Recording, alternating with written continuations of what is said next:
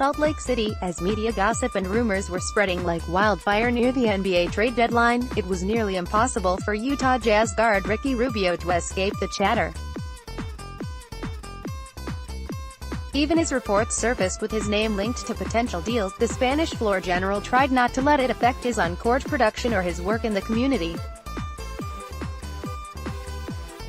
But quite naturally, he's human, so his business team was somewhat concerned about possibly being moved to another city after planting seeds so deep in Utah with his basketball academy, foundation and continued support of Special Olympics as a global ambassador.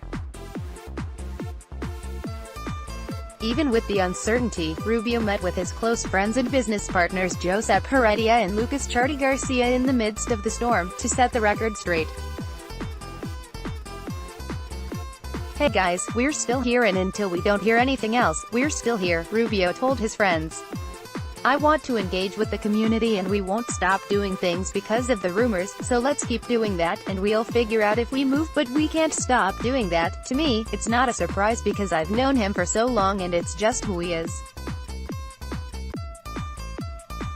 He was doing this similar stuff and was this good of a guy back 10 years ago when I played with him when he was 19.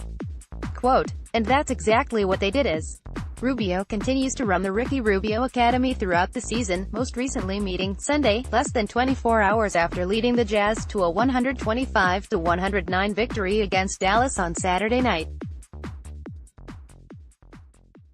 Rubio put up 25 points, 5 assists and 4 rebounds on the second night of a back-to-back versus the Mavericks, then invited teammate Joe Ingles to join him at Rowland Hall Middle School to interact with 45 campers on an off day.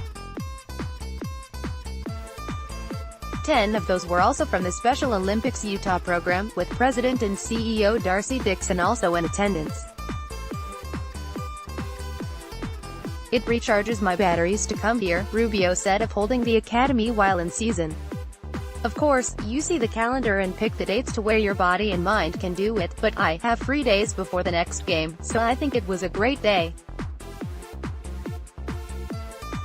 Coming over here and seeing all the kids, with the energy just recharges me.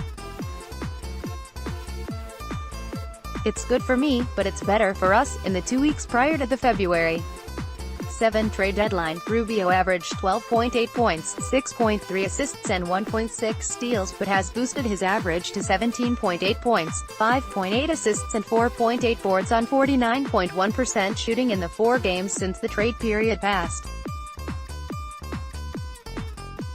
His off-court commitment never wavered, either. Just 2 days before the deadline, Rubio visited cancer patients at the Huntsman Cancer Institute and donated tickets to the Jazz-Suns game on February 6, then engaged with more kids and their families during the team's annual visit to Primary Children's Hospital on the day of the actual deadline. While most players could have allowed the business side of the NBA to affect their engagement and demeanor, Rubio did his best to hold it together. "To me, it's not a surprise because I've known him for so long and it's just who he is. He was doing this similar stuff and was this good of a guy back 10 years ago when I played with him when he was 19, Ingles said. "It would have been easy for someone to kind of shut it down and just focus on basketball, be pissed off or take it out on the franchise or the fans, but that's not him. I think at the end of the day, we all understand the business side of it and he's just glad that he's still here and hopefully for a lot longer." Rubio isn't oblivious that things could change for him at the drop of a dime through a trade or free agency. In fact, he is set to become an unrestricted free agent this summer, but his focus is trying to lead the Jazz to the playoffs for the second year in a row, while continuing to inspire others in the process.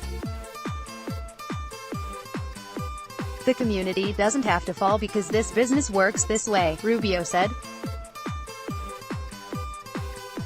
"You sign a contract and you never know where you're going to play next, but I'm committed to the community and I'm here." One comment on this story for Rubio, and those around him: "It's always been that way. He's been through that since he was like 14 years old, Heredia said.